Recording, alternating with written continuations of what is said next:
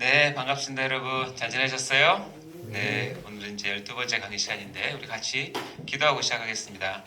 하나님 아버지, 참으로 감사합니다. 이제 한 학기를 마무리해가는 시간인데, 우리 건강한 교회 세움론도 이제 종말론을 들어갑니다. 하나님, 이 동반을 통하여서 이 세대에 우리가 어떤 마음으로 어떻게 살아야 될지를 깊이 깨닫는 시간 되게 도와주시고, 특별히 교회를 섬김에 종말론적 교회를 섬김에 우리가 부족함이 없도록 먼저 깨어있을 수 있도록 인도해 주옵소서. 아버지, 이 시간 이 강의를 듣는 모든 분들에게 하나님께서 큰 은혜 허락하시고, 아버지 또 깨닫는 지혜도 허락하시고, 또 종말에 대한 그리스도의 마음을 바로 알아서 우리가 종말을 사는 신자로서 잘 살아낼 수 있도록 지혜도 능력도 믿음도 허락해 주옵소서. 모든 것을 주님께 맡겨드립니다. 감사드립니다. 예수님 이름으로 기도합니다. 아멘. 자, 반갑습니다. 오늘 건강한 교회 세움론 3인데요. 12번째 종말론적 교회 이해에 대해서 보도록 하겠습니다. 자, 벌써 강의표에 보면 종말론적 교회에 대한 이해, 그리고 다음 시간이 이제 마지막 강의가 되겠습니다. 교회의 영원한 삶 이렇게 할 텐데요. 자, 오늘은 종말론적 교회에 대한 이해를 들어가도록 하겠습니다. 자, 먼저 들어가기 전에 우리 저번 시간에 교회론 마지막 시간을 배웠는데, 교회론 한번 다시 보면서 리뷰 한번 해보도록 할까요? 자, 첫 번째 보면은 제가 섬기는 세대교회라고 적어놨는데 여러분 교회 이름을 넣으시면 됩니다. 읽어보겠습니다. 시작. 세대교회는 장로파 제도를 다루는 교회 정치를 하고 있으며, 이는 그리스도를 머리로 하여 그의 말씀으로 교회를 다스리는 가장 성경적인 교회 정치 제도이다. 자, 장로파 제도에 대해서 우리가 좀 자부심을 좀 가졌으면 좋겠습니다. 자, 2번 시작. 교회는 목사, 장로, 집사의 직원들이 있으며 당회, 재직회, 공동회의 등 각종 회의가 있어 질서 가운데 교회를 이끌어 가야 한다. 네, 저번 시간에 배운 내용이고요. 교회 권세에 대해서 3번 시작. 교회의 권세는 오직 예수 그리스도에서 온 것이며, 이는 교회의 핵심 인물인 목회자를 통하여 교회에 주어진 것이다. 따라서 목회자의 권세를 세움이 교회와 그리스도의 권세를 세우는 것이다. 그렇죠? 자, 마지막 네 번째 시작. 교회의 권세는 영적인 권세이며, 이는 주님의 사역을 하기 위한 권세이다. 교회의 권세에는 교훈권, 봉사권, 순결 유지권, 질서 유지권, 치리권 등이 있어 명할 수 있고, 성도는 이에 순종해야 한다. 이제 교회 권세에 대해서 우리가 배우도록 했습니다. 자, 전반적인 흐름을 보면 우리가 배우고 있는 조직신학, 교리는 주로 7개의 주제로 우리가 나눠서 공부를 하는 걸 알고 계실 겁니다. 서론부터 시작해서 신론, 인간론, 기독론, 구원론, 교회론, 그리고 오늘 이제 종말론 이제 들어갈 텐데요. 짧게 보면 여러분 다 아시겠지만 서론은 하나님과 하나님께서 자신을 어떻게 계시하시는지, 우리 인간이 하나님을 먼저 찾을 수 없기 때문에 하나님께서 자기 자신을 드러내는 계시를 어떤 것이 있는지를 배우게 되죠. 여러 계시 중에서 가장 중요한 것은 뭐냐면 기록된 특별 계시인 성경, 우리가 성경을 통해서 하나님을 바로 알 수 있고, 성경이 굉장히 중요하다는 것 우리가 이제 서론 때 배우고요. 이 성경을 통해서 그 뒤에 내용들을 우리가 다 배우게 되죠. 자, 그래서 이제 계시를 통해서 하나님을 알게 된 사람들이 첫 번째 질문은 뭐냐면, 하나님은 누구신가에 대한 질문입니다. 그 질문에 대해서 신론에서 하나님의 성품, 하나님의 삼위일체 하나님의 그 본질, 하나님께서 어떤 일과 사역을 하시는지를 보는 것이 신론이죠. 이 신론을 통해서 하나님을 우리가 접하게 되면 그 다음 질문은 뭐냐면, 그럼 나는 누구인가에 대한 고민을 하게 되고, 그것이 이제 인간론에 가서 인간론은 이제 크게 세 가지로 나누죠. 처음 창조된 하나님께서 처음 만드신 인간은 어떻게 보셨는지, 그 가운데서 이제 죄 속에 빠진 인간은 무엇인지, 그리고 우리가 언약적인 관점에서 행위 언약, 구속 언약, 은혜 언약으로 인간을 보게 됩니다. 그 내용들이 이제 인간론에 대한 이해이죠. 이 신론과 인간론을 하다 보면 결국은 인간은 죄를 다룰 수밖에 없고, 이 죄를 해결할 수 있는 유일한 방법은 이제 그리스도가 필요하다. 그래서 그럼 그리스도는 누구신가에 대해서 이제 집중적으로 배우는 것이 기독론입니다. 그러니까 기독론을 통해서 우리의 유일한 중보자이신 예수님은 그리스도이시고 하나님의 아들이시고 양성을 가지시고 이런 위격이 있으시고 이런 것들을 이제 기독론을 통해서 많이 배우게 되죠. 자, 이렇게 신론과 인간론과 기독론을 통해서 결국 나오는 것이 핵심이 뭐냐면 우리에게 주어진 구원입니다. 이 구원은 다른 말로 성령론이라고 얘기하는데 왜냐하면 이 만들어진 성취된 구원을 시대와 공간을 초월해서 우리 한 사람 한 사람에게 성령님께서 찾아가셔서 적용시키시고 선물로 주시고 그리고 그 안에 내주하시는 그 놀라운 신비적인 일들을 이제 구원론에서 다루게 되죠. 그 구원은 여러 각도로 우리가 풍성한 구원을 보게 됩니다. 1번부터 5번까지는 어떻게 보면 이제 한 사람 개인이 어떻게 이제 하나님을 알아가는지 어떻게 구원 얻는지를 보게 된다면 그 다음에 이제 그런 한 사람 한 사람들 하나님께서 그냥 두지 아니하시고 어떻게 해요? 모이게 하시고 공동체를 이루게 하셔서 그 교회를 통해서 하나님의 역사를 이끌어 가십니다. 그래서 이 교회로는 단수가 아니라 복수라는 거 꼭 기억하시고 공동체라는 거 기억을 하시고 특별히 여러분에게는 이제 앞으로 이 교회를 하나님께서 여러분께 맡기시죠. 위임하시죠. 그렇기 때문에 여러분이 섬겨야 될 교회가 무엇인지는 반드시 잘 알고 계셔야 되고 교회의 속성이나 교회를 바라보는 관점이나 교회의 본질이나 이런 것들을 지도자들이 알고 있어야 제대로 교회를 잘 섬길 수가 있는 것입니다. 자, 그리고 이제 마지막에 가는 것이 종말론입니다. 종말론은 가장 많이 오해도 되고 또 가장 많이 어렵고 또 가장 많은 이단이 나오는 게 종말인데요. 실은 저 개인적으로는 제가 만약에 어떤 기회 같아서 가르친다면 종말론을 먼저 가르치고 이렇게 서론부터 시작을 하면 이 뒤의 내용들이 훨씬 많이 다가가겠다 생각을 해요. 왜냐하면 이 종말론은 앞에 있는 내용들을 완벽하게 결론을 짓고 왜 우리가 이래야 되는지를 그 당위성과 그 기준을 잡아주는 게 종말론이에요. 그래서 종말론은 실은 순서상 제일 뒤에 배우지만 어떤 신앙적인 체계나 어떤 교훈적인 측면에서는 오히려 종말론이 가장 앞에 배우는 것이 좋다고 생각을 하는데 오늘하고 내일 만약에 이번 주하고 다음 주 이제 종말론을 배우게 되면 다음 학기에 다시 또 서론으로 들어가거든요. 그럼 이제 이렇게 연결돼서 배우면 참 좋겠다 이런 생각이 듭니다. 그래서 오늘 종말론의 이제 첫 시간인데 종말론에 대해서 보도록 할게요. 오늘은 12번째 강의 종말론적 교회의 이해에 대해서 보도록 하겠습니다. 여러분 교환해 보시면 크게 오늘은 세 파트로 할 텐데 종말론에 대한 서론, 그다음에 개인적 종말론, 그다음에 마지막 우주적 종말론 이 세 부분에 대해서 보도록 하겠습니다. 먼저 서론을 본다면 전에도 한번 나눈 이야기인데 기독교의 신앙관을 4개의 기둥으로 표현한다면 이 마치 큰 건물은 4개의 기둥이 잘 서야 건물이 서듯이 4개의 기둥이 있다라고 우리가 봅니다. 첫 번째 기둥은 뭐냐면 그 창조신앙이에요. 창조신앙이 든든하게 서 있어야 된다. 두 번째는 뭐냐면 구속신앙이에요.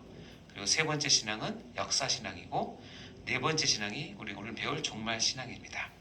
이 4개의 기둥은 마치 큰 건물을 바로 세우는 가장 중요한 중추가 되는 것이라고 생각하시면 되고 하나라도 어긋나거나 삐뚤어지면 건물 자체가 끼우뚱하게 되죠. 위험하게 된 거랑 똑같습니다. 4개는 동등하게 균일하게 여러분이 알고 계셔야 되는데 창조신앙은 이겁니다. 어떤 내용인가 읽어볼까요? 시작. 하나님께서 천지만물을 창조하셨다. 믿으십니까? 네, 하나님께서 천지만물을 창조하셨다. 그래서 하나님은 창조주이시다. 여기에서 이제 발생되는 하나님에 대한 우리 고백은 뭐냐면 하나님의 절대 주권이에요. 하나님께서 모든 것을 창조하셨기 때문에 모든 것의 주인이 되세요. 나를 비롯한 모든 만물의 주인이 되세요. 따라서 주인은 주권을 가지고 있는 것이고 그 주권이 창조주이기 때문에 절대 주권이에요. 그래서 하나님께서는 절대 주권을 가진 우리의 하나님이시다. 그래서 그 절대 주권 안에 우리가 순복하며 따르는 것이 참 행복한 길이라는 것을 꼭 기억하셔야 됩니다. 우리에게 주권이 있는 것이 아니죠. 그래서 이 창조하신 목적이 이렇게 되어 있는데 중요한 테마죠. 오직 하나님 뭘 위해서? 영광을 위해서입니다. 하나님께서 창조하신 목적은 하나님 자신의 영광을 드러내고 영광을 전하기 위해서 창조하셨습니다. 따라서 우리도 인간의 행복이 먼저가 아니라는 사실을 꼭 기억하셔야 되죠. 창조신앙을 갖기 전에는 하나님이 우리가 교회를 다니고 예수님 믿는 이유도 다 개인적인 이유 때문이에요. 내가 마음 편하려고 하고 내가 구원도 받고 싶고 내가 뭐도 하고 싶고 그래서 이제 그런 차원에서 이제 처음에 신앙을 접하지만 창조 신앙이 제대로 들어간 사람은 뭐냐면 내가 이 땅에 온 것, 내가 이렇게 지음을 받아서 하나님 앞에 피조물로 있는 것은 나의 행복을 먼저 하는 것이 아니구나. 내가 이 땅에 있는 것은 오직 하나님의 영광을 위해서구나 하는 것을 확실하게 갖게 되죠. 이것이 창조 신앙의 목적입니다. 자, 첫 번째 창조 신앙을 여러분 다 가지고 계셔야 되고요. 자, 두 번째 신앙은 구속 신앙입니다. 내용이 뭘까요? 읽어볼까요? 시작. 예수 그리스도께서는 나의 구원주이시다. 오직 예수 그리스도만이 나의 구원자이시다. 구원주이시다라고 고백하는 신앙입니다. 따라서 예수 그리스도께서 나를 구원하셨기 때문에 이제는 나의 모든 것의 주인이 이제 예수 그리스도가 되는 것이고, 그래서 여러분의 소유권이 다 이전이 되어야 되는 거죠. 소유권이. 여러분 혹시 살고 있는 집을 등기부등본 떼어보면 집 주인의 이름이 나오죠. 그렇죠? 자기 집은 자기 이름이 나올 것이고, 내가 새들어 살면 그 집주인의 이름이 나오는 것처럼 여러분의 영적인 것을 등기부등본 떼어보면 여러분의 소유권은 반드시 누가 돼야 돼요? 예수 그리스도가 딱 되셔야 됩니다. 다음 시간까지 다 띄워오세요. 소유권이 이전된 사람이 참 신앙입니다. 그것을 구속신앙이라고 얘기합니다. 나의 구원자는 오직 예수 그리스도시다. 따라서 나의 모든 소유권은 그분에게 이전됐다. 등기가 이전됐다라고 믿고 우리가 신앙하는 것을 구속신앙이라고 얘기합니다. 다음 세 번째 신앙은 뭐냐면 역사신앙입니다. 역사신앙은 뭐냐면 읽어볼게요. 시작. 하나님께서 이 시대를 나에게 맡기셨다. 그러니까 이 역사에서 하나님께서 이 시대를 누군가에 맡기세요. 왜냐하면 하나님께서 직접 일을 하실 수 있지만 그런 방식을 취하지 않고 하나님은 하나님의 사람을 들어서 그를 통해서 하나님의 일을 맡기시고 진행하시는 것이 하나님 방식이기 때문에 아브라함 시대에 믿음이 필요해서 하나님께서 아브라함을 택해서 믿음을 드러내셨고, 애굽에서 이스라엘 백성들이 고난과 환난 가운데 노예 생활을 할 때 하나님께서 구출자를 세우시기 위해서 필요해서 모세를 세우셨고, 그다음에 하나님 또 다윗 시대에는 다윗이 가장 또 적합해서 다윗을 세우셨고, 초대교회 시대에 가장 많은 사역을 감당했던 사람이 필요해서 하나님은 사도 바울을 그 시대에 들어서 쓰셨는데, 지금 이 시대에 2025년 이 시대에는 누구에게 맡기시느냐? 아브라함이나 모세나 다윗이나 사도 바울이어서 할 수는 없어요. 이미 천국에 계신 분들이니까. 이 시대는 누가 있느냐? 내가 있다라고 믿는 거예요. 그것을 받아들이는 거고, 그럼 이 시대에서 하나님께서 일을 시키실 때 하나님 제가 여기 있습니다. 저를 통해서 일을 하십시오라고 자기를 맡기는 거죠. 그래서 사명이라고 얘기합니다. 그 사명을 받은 사람은 그래서 역사신앙을 투철하게 하셔야 됩니다. 이 역사를 나에게 맡기셨다. 거대한 역사가 아니어도 상관없습니다. 여러분이 맡은 교회 한 부서라도 이 기간만큼은 나에게 맡기셨다. 그리고 이 맡긴 영혼들은 이 기간만큼은 하나님께서 역사신앙을 통해서 나에게 위임하셨다라고 믿고 거기에 나의 사명을 걸고 내 존재 목적을 찾는 거죠. 그것을 역사신앙이라고 얘기합니다. 중요하죠. 제 마지막은 이제 종말신앙입니다. 종말신앙. 읽어볼까요? 시작. 나는 조만간 하나님 앞에서 산다. 이것이 소망이 되는 사람이 있을 것이고 때로는 두려움이 되는 사람이 있을 텐데, 여러분 소망이 되십니까? 두려움이 되십니까? 네, 소망이 되시기 바랍니다. 네, 소망이 되기 위해서는 지금 이 땅에서 많은 인내가 필요해요. 참아야 되거든요. 왜냐하면 이 땅에서 나의 모든 상황을 이해해주고 받아들여주고 인정할 그런 분들은 없고 그런 세력은 없어요. 특히 이게 영적인 일일 때는 더 그렇습니다. 오히려 세상은 여러분이 하나님 앞에서 일을 할 때 오히려 더 업신여기고 박해하고 일을 방해할 것입니다. 그럴 때 인내하셔야 되고, 인내가 쌓이면 쌓일수록 뭐에 대한 소망이 있냐면 종말에 대한 소망이 생기게 되고, 그래 나는 조만간 하나님 앞에 서라고 생각할 때 소망이 생기게 됩니다. 종말 신앙은 이 앞에 있는 내용들을 끝까지 견고하게 붙들어내는 신앙이 종말 신앙입니다. 여러분 이 네 가지 신앙을 반드시 가지시고, 그래서 우리가 개혁주의적으로 보면 바른 신앙과는 이 창조 신앙, 구속 신앙, 역사 신앙, 종말 신앙을 네 기둥으로 삼고 우리가 신앙생활하는 것을 바른 신앙생활관이고, 이거에 비해서 대조해서 세속적 신앙관이 있는데, 여기 보면 물질 중심의 신앙, 돈 신앙이라서 돈 신앙. 이 돈 신앙이 많이 갈고 계시면 돕니다. 조심하셔야 됩니다. 축복 신앙, 성공 신앙, 행복 신앙. 행복이나 성공이나 축복이나 물질이 나쁘다는 뜻이 아니라 이것이 신앙이 돼버리면 문제가 뭐냐면 하나님 자리가 없다는 뜻이에요. 왜냐하면 우리의 마음은 하나이기 때문에 창조, 구속, 역사, 종말 신앙이 오든지 아니면 오른쪽에 있는 이 네 개가 자리 잡게 돼요. 나머지는 부수적이 되기 때문에 결국 이것이 신앙으로 가게 되면 절대 안 된다. 세속적인 신앙관이 될 수밖에 없다는 거예요. 자, 그 중에서 오늘 이제 마지막 나누었던 종말 신앙을 들어가도록 하겠습니다. 종말 신앙의 개관을 보면 일단은 종말이라는 건 여러분 대전제는 뭐냐면 반드시 온다. 예. 저나 여러분이나 태어나서 지금까지 한 번도 실은 종말을 맞아본 적은 없죠. 없기 때문에 종말을 얘기하면 이게 먼 옛날 얘기라든가 앞의 얘기라든가 안 올 것처럼 많이 느껴지게 돼요. 특히 하나님 모르는 사람은 더 그렇죠. 현실적이니까. 근데 다가오는 종말, 반드시 종말은 온다. 이것이 대전제예요. 왜냐하면 성경에서 말하고 있기 때문에 그래요. 다음에 그렇기 때문에 우리는 준비를 해야 되는 종말, 그리고 그에 예비된 공평한 심판이 있다는 것과 따라서 우리가 종말을 준비함에 있어서는 거저되지 않는 종말이라는 것을 꼭 기억하셔야 됩니다. 자, 먼저 볼까요? 다가오는 종말 대전제 히브리서 9장 27절 다 하실 말씀입니다. 읽어볼까요? 시작. 한 번 죽는 것은 사람에게 정해진 것이요 그 위에는 심판이 있으리니. 이 말 어려운 거 하나도 없죠. 한 번 죽는 것은 사람이 정해진 것이죠. 여러분 다 믿으시죠? 믿는 차원에 아시죠?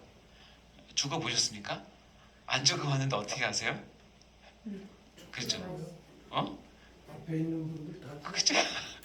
앞에 있는 분이랑 옆에 있는 사람, 뒤에 있는 사람 다 그렇죠? 그렇죠? 특히 가까운 사람 죽을 때는 이게 확 다가오죠. 정말 엄청 다가옵니다. 특히 절친한 친구라든가. 어쨌든 인간이 겪는 스트레스 중에서 지수 중에서 거의 1위가 배우자의 죽음이에요. 배우자. 자기가 가장 오래 살았던 배우자의 죽음이 스트레스 지수가 가장 높다고 하더라고요. 그걸 보면서 나도 죽는구나 하면서 깨닫지 않습니까? 근데 거기까지는 모든 사람이 인정해요. 뭐 불교든 유교든 뭐 종교가 있든 없든. 근데 그 위에는 뭐가 있다? 이거는 얘기가 달라요. 왜냐면 내세관이 다 다르기 때문에. 그런데 우리가 다른 종교의 내세관을 얘기할 건 없고, 성경에서는 한 번 죽는 것은 하나님께서 정해놓으신 거다. 이건 그냥 우리가 현실적으로 받아들이는 거고, 그 다음 말이 중요한, 그 다음에 뭐가 있다? 심판. 그 다음에 심판이 있다. 이거 믿으십니까? 자, 그러면 심판이 있으면 뭘 하라고 됐냐면 마태복음 24장에 보면 시작. 이러므로 너희도 준비하고 있으라. 생각하지 않은 때에 인자가 오니라.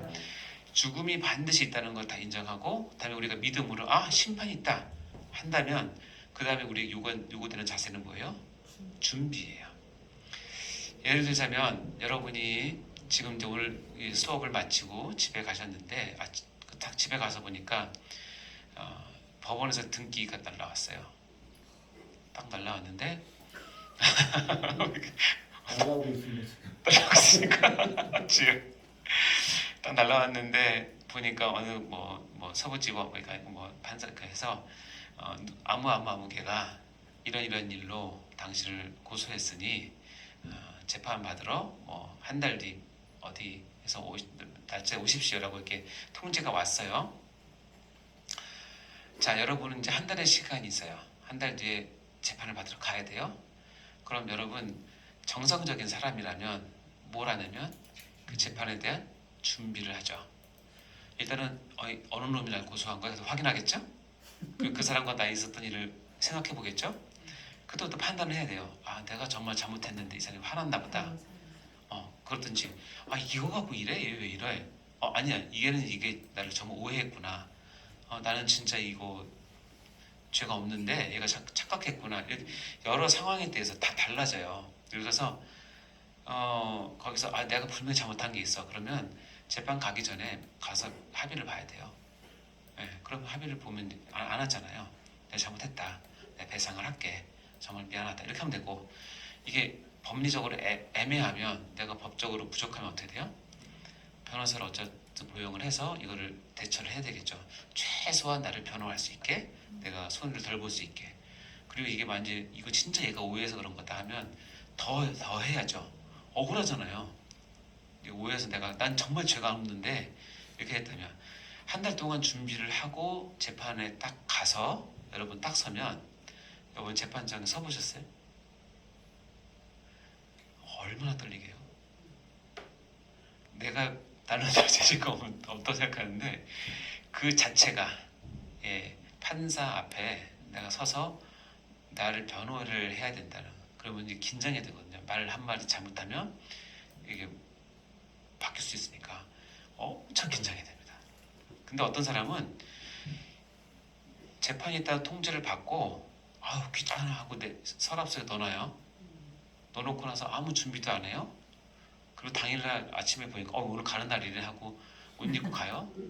가서 판사한테 뭐라는 줄 아세요? 저 왜 불렀어요? 이렇게 하면 그 재판 하나 많아요. 분명히 얘기했잖아요. 우리는 죽어요. 심판이 있대요. 그럼 심판을 뭐 해야 되죠? 우리가 준비를 해야 돼요. 따라서 종말로는 분명히 하나님께서 선언하신 이 정해진 죽음과 심판이 있다는 것에 유예 기간을 두고 내가 이 심판을 어떻게 준비할 것인가에 대한 실제적인 삶이에요. 그렇기 때문에 준비하고 있으라고 분명히 얘기하고 있잖아요. 여러분 준비하셔야 돼요. 자, 이제 앞으로 저랑 어떻게 준비할지를 볼게요. 준비해야 되는 종말에 보면 데살로니가 전서에 보면 이렇게 나옵니다. 위에 보여? 형제들아, 때와 시기에 관해서는 너에게 쓸 것이 없으면 주의 날이 밤에 도둑같이 이룰 줄을 너희 자신이 자세히 알미라. 자, 주의 날이 어떻게 이른대요? 밤에 도둑같이 이른대요. 우리 다 이렇게 생각하죠. 맞아요. 때와 시기를 우리가 묻지 못하는 이유는 뭐냐면, 그건 하나님께서 정해져 있기 때문에 그게 밤에 도둑같이 이르는 건 맞아요. 근데 밑에 봐요. 그래서 그들이라고 하는 사람이 있어요. 평안하다, 안전하다 그때에 임신한 여자에게서 해산의 고통이 이름과 같이 멸망이 어떻게 해요? 갑자기 그들에게 이른다. 결코 피하지 못한다. 라고 했어요. 아, 그렇구나. 근데 뭐냐면 이 그들이라고 하는 것은 앞에 위 표시한 형제들과는 다른 그룹이에요. 이해되세요? 밤이 도둑같이 이르는 것은 하나님이 주님의 재림과 주의 날이 그렇게 이른다는 전제 조건이지만, 특별히 이 형제 그룹에 속하지 않는 믿음에 떠난 사람들은 진짜 멸망이 갑자기 이르게 돼요. 한 사람도 예외 없이. 근데 그 밑에 말이 중요해요. 밑에 한번 읽어볼까요? 형제들아, 시작. 형제들아, 너희는 어둠에 있지 아니하매 그날이 도둑같이 너에게 임하지 못하리니. 분명한 뭐냐면 밤에 도둑같이 이르는 것이 주님의 심판, 주님의 재림의 그 전제 조건이에요. 그러나 형제들이라고 하는, 즉 그리스도 안에서 하나님과 소통을 하고 교회에서 정성의 진리를 알고 있는 사람들은 어둠에 있지 않기 때문에 그날이 도둑같이 임하지는 못한다는 거예요. 이는 어떤 의미죠? 우리가 깨어 있으면 안다는, 날짜를 안다는 뜻이 아니에요. 날짜를 안다는 뜻이 아니라 뭐냐면 갑자기 심판대 앞에 끌려간다는 뜻이 아니에요. 이미 나는 그 심판대를 기대하고 있었고 나에게 쓰여진 제명을 알고 있기 때문에 내가 무엇을 준비를 하는 거예요. 특별히 뭘 준비하냐면 나의 모든 죄를 해결해 줄 유일한 완벽한 중보자 변호사인 그리스도를 붙잡는 거. 이것을 붙잡고 있으므로 그 심판이, 그 재판이 도둑같이 임하지 않는다는 뜻이에요. 누구에게만? 형제들에게만. 아시겠죠? 이게 종말론 준비해야 될 이유입니다.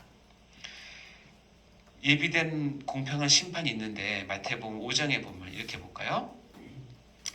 의를 위하여 박해받는 자는 뭐가 있대요? 복이 있대요. 천국이 그들의 것이라고 얘기를 해요.